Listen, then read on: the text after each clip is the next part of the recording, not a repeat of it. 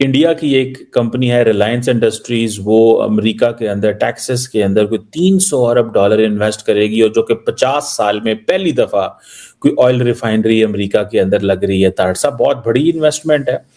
आप कैसे देखते हैं इसको? और रिलायंस को पिक किया गया इंडिया से, और दूसरे नंबर पे आपको लगता है इंडिया अमेरिका ताल्लुकात जो हैं वो कोई बेहतर होने जा रहे हैं? ये जो टैरिफ वगैरह लगे थे, फिर रशिया से कहा गया कि तेल वहां से ले लो।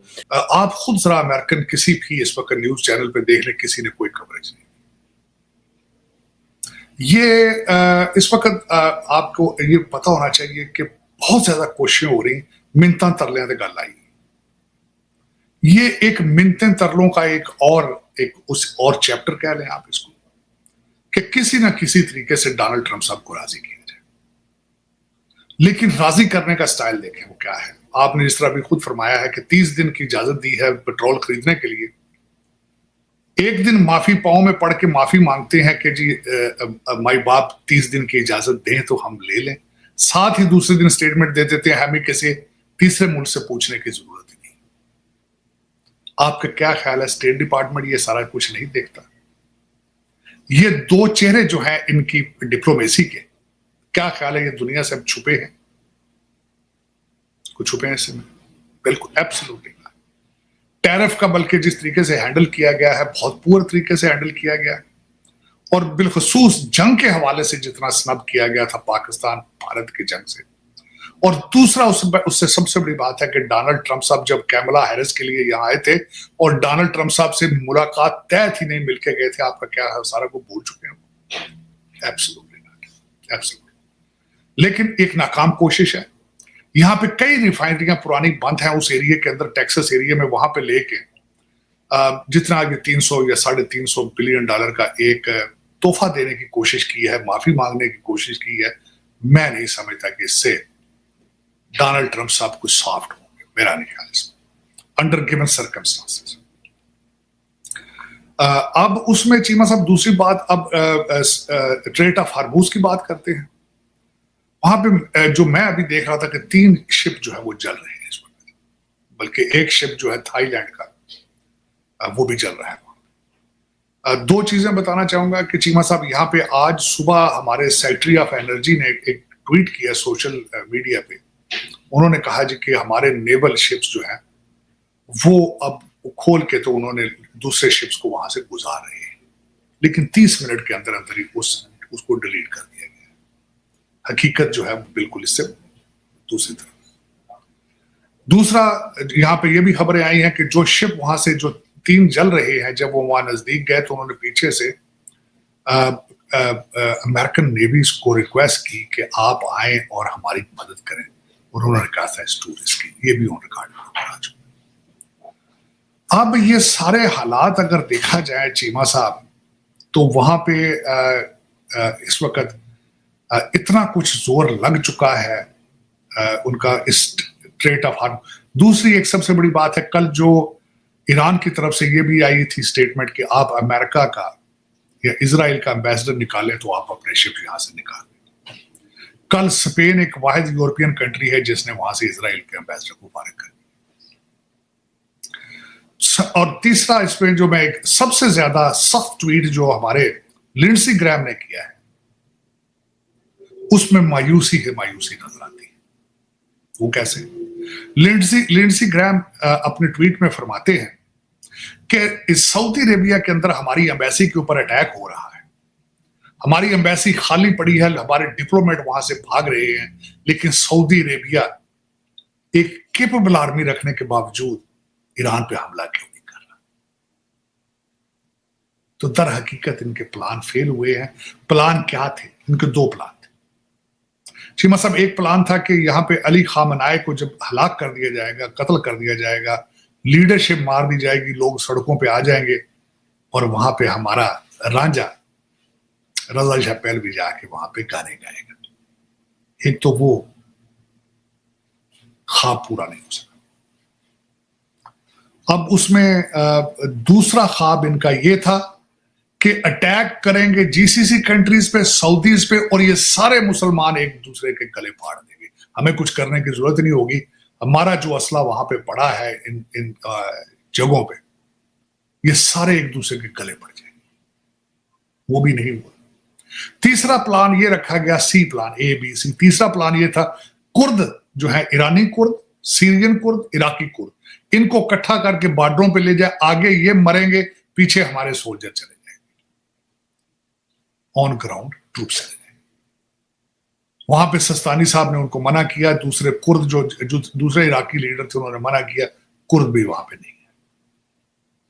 चौथा प्लान ये था कि जो ईरान के करीब एक जजीरा है, वहां पे 18,000 ट्रूप्स को वहां पे उतारा जाए और वहां से बैठ के हमारे ट्रूप्स ऑन ग्राउंड चले जाए। वो भी मंसूबा जो है वो भी नहीं चल सका। आखिरी जिस पे अब ये बैठ के यहां पे पेंटागन सोच रहा है कि इनके एटॉमिक एसिड जहां पड़े हैं, चीमा साहब अभी तक उस एटॉमिक एसिड तक ये नहीं पहुंच सके, वो पहाड़ों से बहुत ज्यादा नीचे जाके उन्होंने अपने एटॉमिक एसिड रखे। वहां पर जब तक ये ऑन ग्राउंड नहीं जाएंगे, वो एसिड्स तक ये नहीं पहुंच सकते। इसका इजहार हमारे सेक्रेटरी ऑफ वॉर कई दफा कर चुके हैं कि जाना होगा, जाके उन एसिड्स को वहां से लेना। अब इनको भी ये बावर होता जा रहा है कि एटॉमिक एसिड्स तक हम नहीं पहुंच सकते। इजराइल जो है उसकी खबरें सेंसर हो चुकी हैं, वहां से कुछ पता नहीं चल रहा। और जो ईरानी इस वक्त जो उनकी आपके पासदारान इनकलाब के जितने लोग हैं, वो इंडिपेंडेंट जो है वो अपने अपने हमले कर रहे हैं और उनकी भी सेंट्रल कमांड खत्म हो चुकी है। तो दर हकीकत मैं जिस तरह हमेशा कहता था कि आगे कुआं है पीछे खाई है, ये किस तरह कंट्रोल होगी, कौन करेगा, ये बहुत बड़ा सवाल है। अहदाफ हासिल तो 12 दिन की जंग के अंदर ही कर लिए गए थे पहले एक दफा, अब दूसरी दफा अहदाफ हासिल किस तरह होंगी। ये खबरें हैं, मैं इस पे तस्दीक शुदा खबरें नहीं है। खबर ये है कि बीबी नेतन्याहू जख्मी है, अभी तक उसकी खबर नहीं। दूसरी चीज जो खबर आ चुकी है वो कंफर्म है कि जो मुज्तबा खामनाई है, आयतुल्लाह मुज्तबा खामनाई, वो जख्मी है। उनके साइप्रस के अंदर जो उनके एक एम्बेसडर हैं, उन्होंने गार्डियन को स्टेटमेंट दी है कि जब पहला अटैक किया गया था जिसमें उनके वालिद साहब हलाक हुए, उनकी वाइफ और बच्चा, उसी हमले के दौरान इनका पांव फ्रैक्चर हुआ था और इनके चेहरे के ऊपर भी कुछ चोटें हैं। लेकिन इससे ज्यादातर अभी तक खबरें बाहर नहीं आ रही हैं। लेकिन इस वक्त वॉशिंगटन डीसी मायूस है कि जीसीसी कंट्रीज के अंदर से हमले क्यों नहीं हो रहे। सऊदी अरेबिया के पास हमने बड़ा असला रखा हुआ है, वो क्यों नहीं हमले ईरान पे कर रहा, इसलिए एक मायूसी है। और जो मैं कहता था कि जिस तरह प्लान था उस तरह हो नहीं सका, और मजीद अगर हफ्ता 10 दिन इस चीज को इन्होंने मजीद लिंगर ऑन किया तो अभी इस वक्त क्रूड ऑयल जो है $120 से जाके नीचे अब मिड 80s में $83-85 पे इस वक्त बिक रहा है। लेकिन $100 से ऊपर जब जाएगा दोबारा तो मेरे ख्याल में दुनिया की चीखें निकलेंगी और उसको फिर इनको कुछ ना कुछ करना होगा। यूरोप ने बिल्कुल साथ नहीं दिया है, यूके बिल्कुल हाफ हार्टेड है। उन्होंने सिर्फ कहा कि हम डिफेंस में आपके साथ हैं, फेंस में आपके साथ नहीं है।